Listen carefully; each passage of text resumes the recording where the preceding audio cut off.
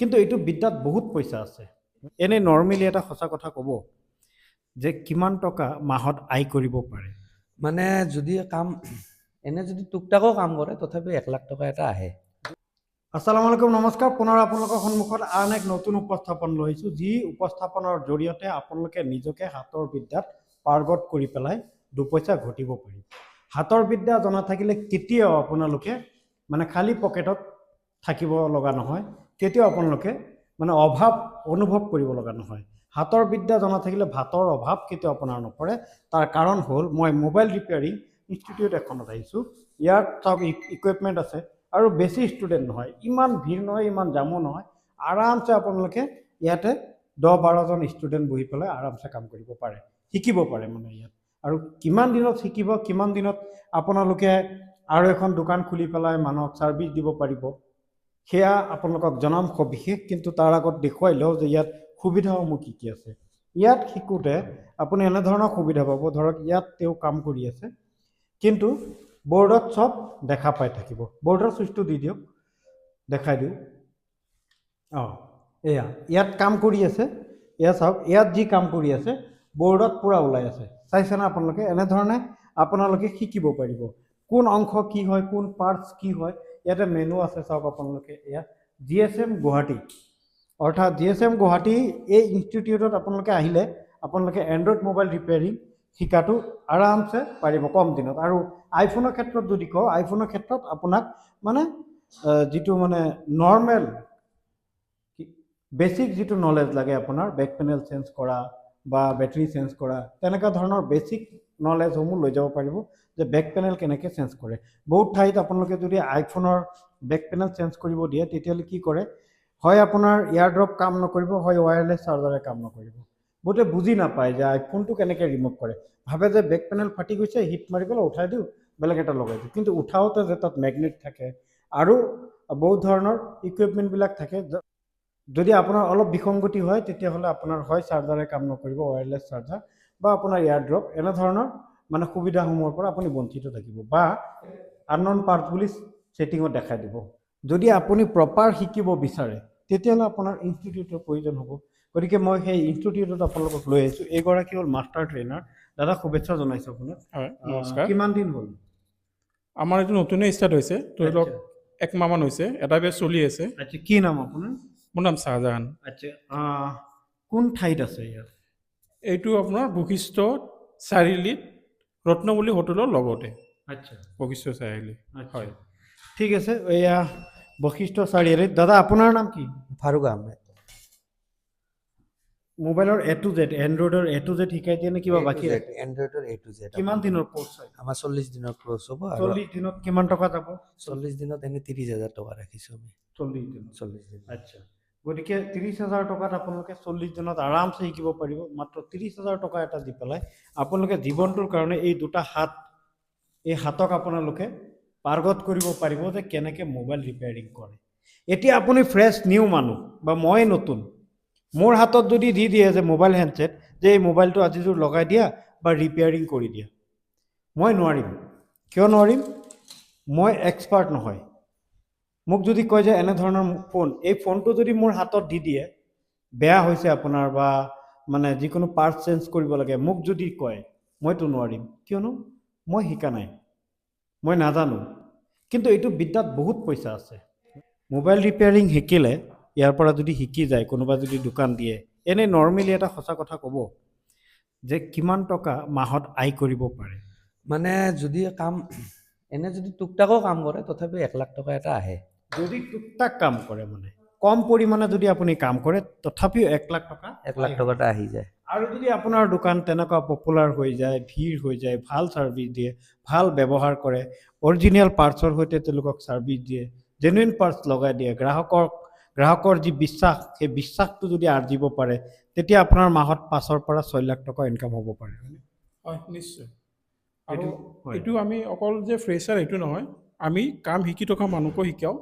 আমি অকল এইটো বেছিক টু এডভান্স শিকাই আছোঁ। এইটো নহয় যে আপোনাৰ অকল ফ্ৰেছাৰে শিকিব পাৰে। কোনোবাই 10 বছৰ ধৰি কাম কৰি আছে দোকানত, তথাপিতো বহুত নাজানে, তেওঁ আমাৰ তাতে আহক। নতুন নতুন আপডেট আহিয়ে থাকে, নতুন নতুন আপডেট আহিয়ে থাকে। আৰু প্লাছ আমি এডভান্সো শিকাম, অকল বেছিক নহয়।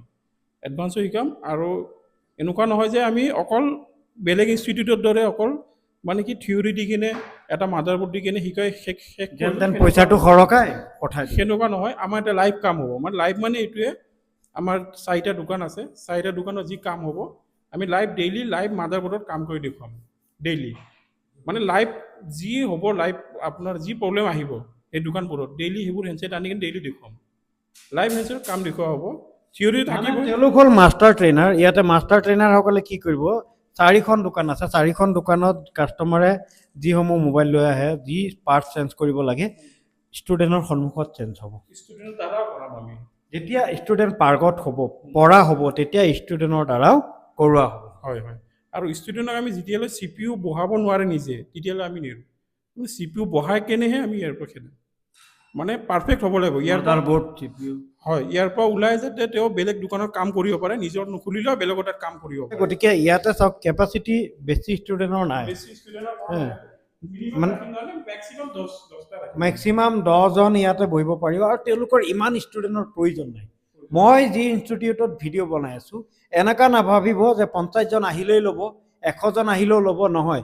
তেওঁলোকৰ ইমান ইনষ্টিটিউটৰ প্ৰয়োজন নাই। তেওঁলোকে বিচাৰিছে যে 4খন দোকান তেওঁলোকৰ নিজৰ আছে, এই 4খন দোকানত প্ৰচুৰ ভিৰ হয়। যিসমূহ গ্ৰাহকে নিজৰ মোবাইল মেৰামতি কৰিবলৈ আনে, তেওঁলোকে মাষ্টাৰ ট্ৰেইনাৰে এই ষ্টুডেণ্টৰ সন্মুখত প্ৰথম অৱস্থাত খোলে। ষ্টুডেণ্ট যেতিয়া পাৰ্গত হৈ যায়, চাই পাৰ্গত হয়, এনেকুৱা বৰ্ডত যেতিয়া চাই পাৰ্গত হয় যে কোনটো কেনেকৈ, তেওঁলোকে পূৰা কাম শিকাই মেলি তেতিয়া তেওঁলোকেও সেই মোবাইলসমূহ ৰিপেয়াৰিং কৰা শিকিব পাৰে। যেতিয়া পূৰা CPU বহোৱা শিকি যাব, তেতিয়া তেওঁলোকে ইয়াৰ পৰা বিদায় ল'ব। একচুৱেলি 40 দিন বুলি কৈছে, 40 দিনৰ কোনো কথা নাই।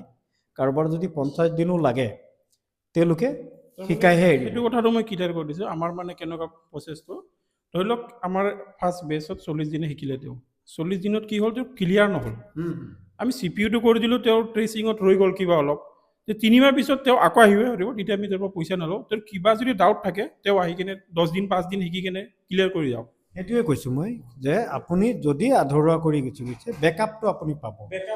বেকআপৰ সুবিধাটো এইকাৰণে ৰাখিছে যে আজি চাওক, নাথিঙৰ এটাৰ পৰা এটা মোবাইল আপডেট হৈ আছে। এণ্ড্ৰইডৰ চাওক, আমি S21ৰ পৰা S24 চেমচাঙত কৈ আছোঁ, এতিয়া S25, 26 আহি গৈছে। গতিকে ভিতৰৰ ফাংচনবিলাকো চেঞ্জ হৈছে। সেইসমূহ মেৰামত কৰিবৰ কাৰণে আপোনাৰো বেকআপৰ দৰকাৰ। বেকআপ কোনে দিব? এইসকল মাষ্টাৰ ট্ৰেইনাৰে দিব। আমি লাইভ ছাপোৰ্ট থাকিব, পুৰা লাইভ ছাপোৰ্ট থাকিব। গতিকে এনেধৰণৰ সুবিধা আছে। কিন্তু এতিয়া আহোঁ চাৰ্টিফিকেটৰ কথালৈ। এই যে GSMৰ পৰা যি চাৰ্টিফিকেট আপোনালোকে দিব, এইটোতো জেনুইন চাৰ্টিফিকেট, জেনুইন পুৰা ISO মাৰ্ক থকা চাৰ্টিফিকেট পাব, ISO চাৰ্টিফাইড থাকিব। গতিকে আপোনালোকে এই চাৰ্টিফিকেট নি পেলাই আপুনি যিকোনো জেগাত ইণ্টাৰভিউ দিব হ'লে ব্যৱহাৰ কৰিব পাৰিব। ব্যৱহাৰ কৰিব নিশ্চয়, এইটো ব্যৱহাৰ কৰিব পাৰিব। ইয়াত তেওঁলোকে স্পষ্ট কৰি দিছে। লগতে আপোনাক কৈছোঁ যে ইয়াতে 20-25 জন নহয়, খুব বেছি 10জন, মেক্সিমাম 10জন হ'লেই তেওঁলোকৰ হৈ যায়। কাৰণ তেওঁলোকৰ যিমান আঁতে ইমানখিনিয়ে তেওঁলোকৰ কেপাচিটি আছে, আৰু ফিউচাৰত যদি ডিমাণ্ড বেছি হয় তেতিয়া তেওঁলোকে পিছত ভাবিব। কিন্তু তেওঁলোকৰ এতিয়া বৰ্তমান প্ৰয়োজন, যিহেতু 4খন দোকান আছে, ইমাৰ্জেঞ্চি শিকাই পেলাই হয়তো ইয়াতো ৰাখিব পাৰে আপুনি। হয়, আমাৰ নেটৱৰ্কটো বহুত ডাঙৰ নেটৱৰ্ক। গুৱাহাটীৰ ধৰক যিমানখিনি হ'লচেল মাৰ্কেট আছে, আমাৰ চবৰ লগতে লিংক। এইটো নহয় যে আমাৰ পৰা ওলাই যায় বেলেগত বিচাৰিব, যদি আমাৰ ইয়াতে শিকে, ভাল যদি শিকে, এক্সপাৰ্ট হৈ যায়, তেতিয়া বেলেগত বিচাৰিব নালাগে, কাম বিচাৰিব নালাগে। আমাৰ নেটৱৰ্কটো বহুত ডাঙৰ নেটৱৰ্ক, আমাৰ থ্ৰুতে পাই যাব কাম।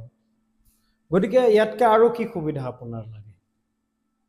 এয়া নহয় যে ইয়াতে একদম ভিৰৰ মাজত, হৈ হাল্লাৰ মাজত একদম 50জন, 60জন, 80জন একেলগত বহি শিকিব, একোৱে বুজি নাপায়, তেনেকুৱা নহয়। আৰামছে 10জনে বহি পেলাই শিকিব। মাষ্টাৰ ট্ৰেইনাৰ এনি টাইম আপোনাৰ সন্মুখত কাম কৰিব, আপোনাক বুজাব, আৰু আপুনি মানে ডিজিটেল বৰ্ডত এই LCD স্ক্ৰীণত ধুনীয়াকৈ চাই কৰিব পাৰিব। গতিকে তেওঁলোকে সৰুকৈ আৰম্ভ কৰিছে, মাত্ৰ 1 মাহ হৈছে। এই এমাহৰ ভিতৰত এই 10জন ষ্টুডেণ্ট তেওঁলোকে বিচাৰিছে। মই ভাবোঁ যে 10জন ষ্টুডেণ্ট ইয়াতে আহক, গুৱাহাটীৰ এই বৈশিষ্ট্যত থকা এই ঠিকনাত আহি পেলাই আপোনালোকে নিজকে হাতৰ বিদ্যাত পাৰ্গত কৰক।